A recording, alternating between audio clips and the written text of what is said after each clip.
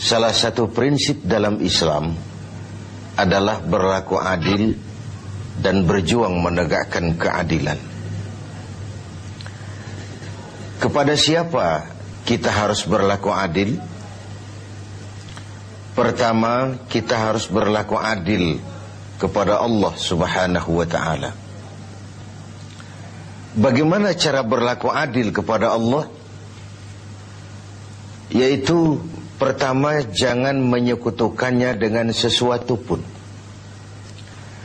Dalam hidup ini ada orang yang sama sekali tidak percaya kepada Tuhan.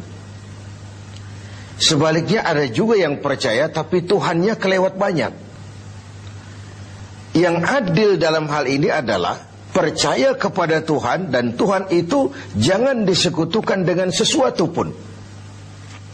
Inilah keadilan kepada Allah Subhanahu wa ta'ala. Jangan menyekutukannya dengan sesuatu, baik berterang-terangan ataupun sembunyi-sembunyi. Karena syirik itu ada dua macamnya. Ada yang disebut syirik jali, syirik terang-terangan. Nyata-nyata menyembah batu, nyata-nyata menyembah api, nyata-nyata menyembah gunung, nyata-nyata berkeyakinan Tuhan lebih dari satu. Itu syirik yang berterang-terangan, syirik jali namanya. Ada yang kedua disebut syirik khafi, syirik yang tersembunyi, syirik yang agak tersamar.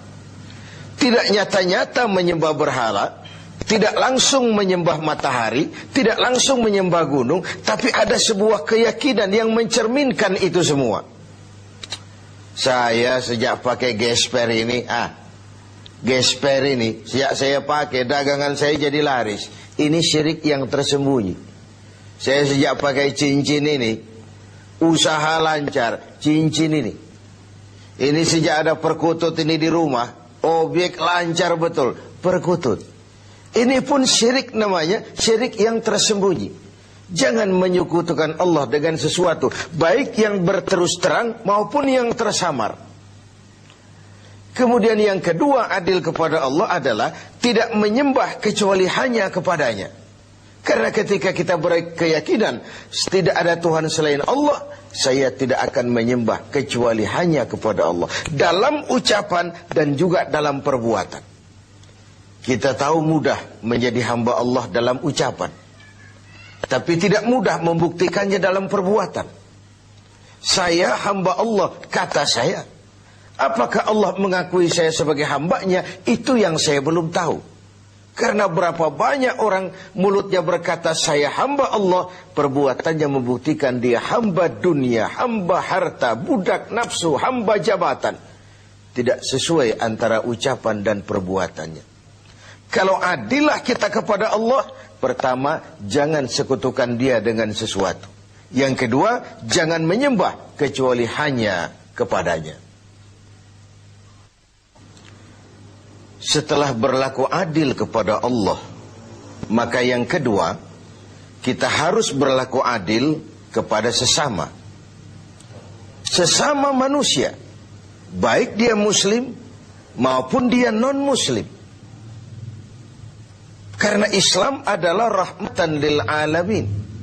Jangankan lagi dia manusia walaupun berbeda agama, binatang sekalipun, tumbuh-tumbuhan sekalipun mendapat rahmah dan perlindungan dari sebab turunnya Islam ini.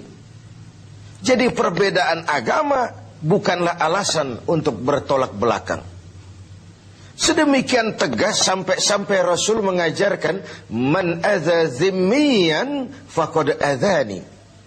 Barang siapa yang mengganggu orang kafir zimmi, orang kafir yang mau hidup damai dengan umat Islam, siapa yang mengganggu mereka sama dengan mengganggu aku. Siapa yang menyakiti mereka sama dengan menyakiti aku. Kita berbeda agama dan kita sepakat untuk itu. Kita juga bukan pemilik kebenaran lalu mengklaim yang lain sebagai salah semua. Sah saja orang berkeyakinan cuma agama yang benar, tapi tidak otomatis dengan seiring itu lalu dia menghina yang lain. Menghina itu sama dengan menghina Rasul. Oleh karenanya, kepada non-muslim kita harus berlaku adil. Kalau mendengar syariat Islam, sementara ini kan kita seperti mendengar suara petir, melihat monster. Yang terbayang itu pancung, gantung, rajam, tanpa kita melihat hukum kausalnya, sebab akibatnya. Padahal watak syariat Islam itu, barangkali itulah yang kita dambakan selama ini. Kenapa? Pertama, syariat Islam itu al-musawat bainan nas fi takalifil ahkam. Semua orang sama dalam berhadapan dengan hukum. Bukankah ini masyarakat yang kita dambakan? Bukankah ini masyarakat yang mau kita bangun? Di mana tidak ada warga negara kelas 1, di mana hukum berlaku secara sama, di mana tidak ada warga negara istimewa, di mana hukum tidak berjalan seperti pisau, tajam ke bawah tapi tumpul ke atas. Syariat Islam memandang semua sama di depan hukum. Dan sejarah membuktikan itu. Bagaimana seorang Ali bin Abi Thalib ketika menjadi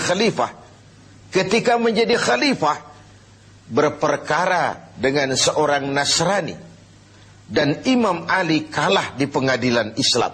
Seorang khalifah berperkara dengan seorang Nasrani dan kalah di pengadilan Islam. Itulah syariat.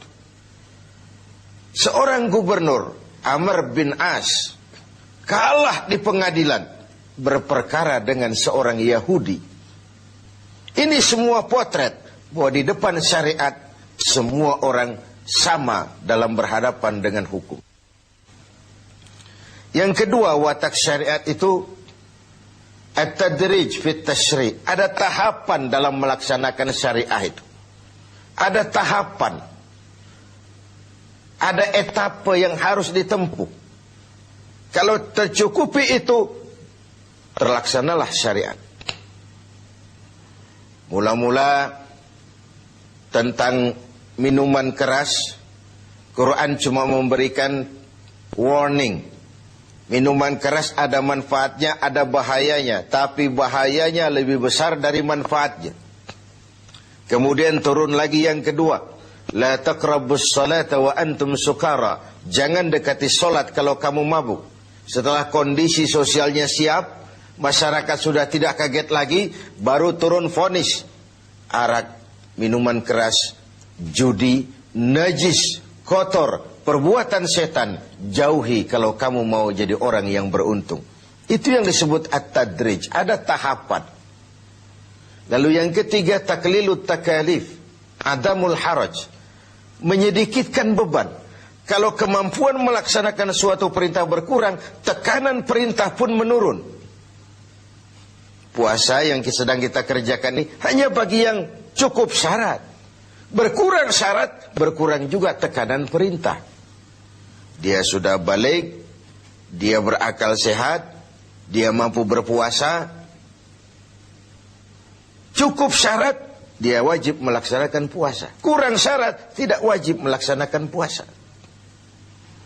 Solat wajib berdiri. Kalau mampu, tidak mampu berdiri, ya duduk. Tidak bisa berduduk, berbaring. Tidak bisa pakai berbaring, pakai isyarat. Laksanakan sesuai dengan kemampuan. Inilah rahmatnya syariat Islam itu. Jadi saya kembali bahwa berlaku adil kepada sesama, pertama kepada muslim, yang kedua kepada non-muslim. Demikian tinggi nilai keadilan itu dijunjung sampai ayat Quran menyatakan, la yajrimannakum syana'anu qaumin alla ta'dilu. Janganlah kebencianmu kepada sekelompok orang menyebabkan kamu berlaku tidak adil. Tegakkan keadilan walaupun kepada orang yang paling kita benci. Kebencian bukan alasan untuk berlaku tidak adil. Sedemikian objektifnya perintah untuk menegakkan keadilan ini. Adil kepada sesama muslim, adil juga kepada yang non-muslim. Dan yang ketiga, kita berlaku adil kepada diri sendiri. Adil kepada Allah, adil kepada sesama, dan adil kepada diri sendiri. Tubuh kita secara keseluruhan ibarat sebuah kerajaan. Segala sesuatu di tubuh ini pun ada haknya. Mata ini ada haknya untuk tidur. Berjaga saja siang malam tidak pernah tidur-tidur, itu mengurangi hak mata dan itu zalim. Perut ini ada haknya untuk makan, untuk diisi, untuk juga beristirahat. Puasa terus-menerus tidak makan-makan, itu zalim kepada hak perut, tidak adil kepada perut.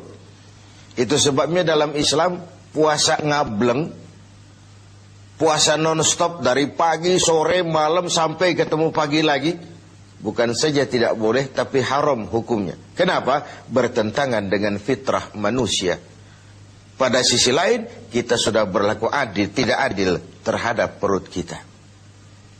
Pemirsa TV 7 yang berbahagia, tiap hari Jumat kalau kita sholat Jumat, khatib memesankan kita tentang ini. Innallaha ya'muru bil adli wal ihsan.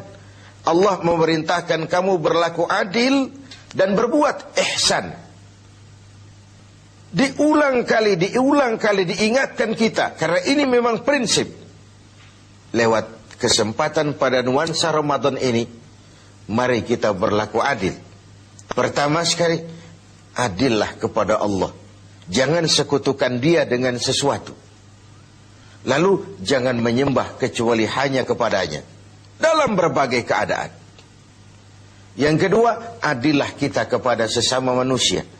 Baik ia orang yang kita sayangi, kita senangi, maupun ia orang yang kita tidak sukai, maupun dia orang yang kita benci. Baik dia muslim, maupun juga dia non-muslim. Karena Islam adalah rahmah bagi semesta alam ini. Masyarakat yang kita dambakan, masyarakat yang tegak di atas keadilan.